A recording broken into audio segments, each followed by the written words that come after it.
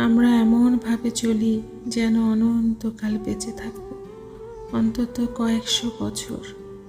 অথচ যার সাথে সকাল শুরু করেছি সে এখন কবরের অন্ধকারে।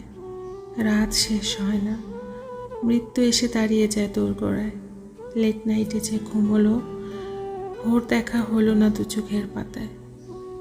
প্রতিটা রাত্রিতে ঘুমোতে যাবার আগে মন খারাপ হয়ে যায়।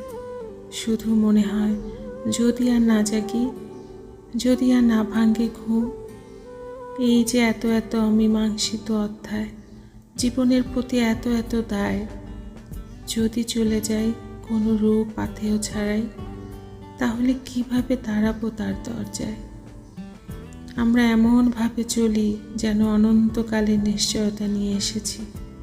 ঠুনকো কারণে অভিমান হলে দিনের পর দিন কথাহীন কেটে যায়। ঘুম ভেঙে যদি মানুষটাকে আর না পায়, কেননা মৃত্যুর কাছে মানুষ খুব নিরুপায়। শুধু আমাদের বুঝতে অনেক দেরি হয়ে যায়।